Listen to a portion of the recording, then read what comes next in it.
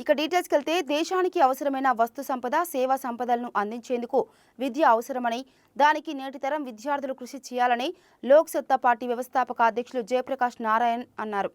కాకినాడ జిల్లా సామర్లకోట వైఆర్ఎల్ డిగ్రీ కళాశాలలో శనివారం విద్యార్థులతో ముఖాముఖి కార్యక్రమంలో ప్రముఖ వైద్యులు రచయిత డాక్టర్ ఆలూరి విజయలక్ష్మిలతో కలిసి పాల్గొన్నారు. మనిషి ఒక జంతువు అయినా సృష్టిలో ఏ జంతువుకు లేని శరీర ఆకృతి మేధస్సు మనిషికి మాత్రమే ఉందన్నారు. ఆ మేధస్సును పెంచుకునేందుకే విద్య అవసరమన్నారు. విద్య ద్వారా సంపాదించిన మేధస్సును ధనార్జనకు గాక సమాజానికి మేలు జరిగే విధంగా ఉపయోగించాలన్నారు జయప్రకాష్ నారాయణ్. జంతువులు చాలా ఉన్నాయి కదా, మనం కూడా జంతువే కదా. మరి ఏ జంతువు కన్నా విద్య ఉన్నదా? మనిషికి మాత్రమే ఈ స్కూళ్ళు, ఈ కాలేజీలు, ఈ విద్య, ఈ గొడవ ఎందుకు వచ్చింది? అసలు అన్ని జీవరాశుల్లో మనిషికి మాత్రమే రెండు విశిష్టమైన లక్షణాలు ఉన్నాయి. మొట్టమొదటిది మేధస్సు పెరగడంతో తల పెరిగింది మిగతా శరీరంతో పోలిస్తే.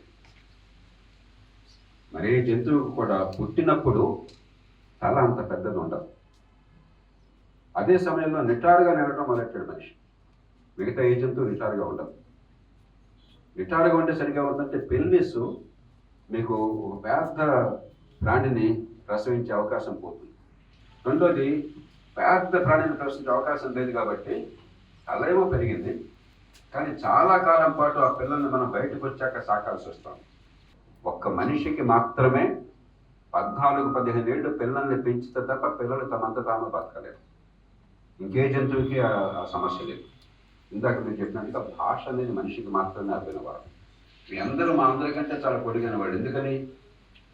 మా అందరికీ తెలిసింది మీకు తెలుస్తుంది విద్య ద్వారా.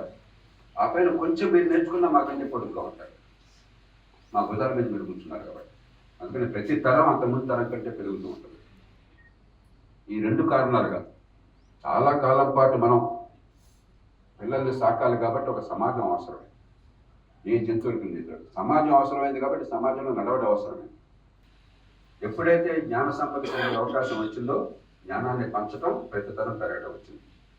విద్య అందుకోసం, విద్య పరీక్షల కోసం కాదు. మేడి పండు చూడ పొట్ట విద్య చూడ మన విద్యార్థులు.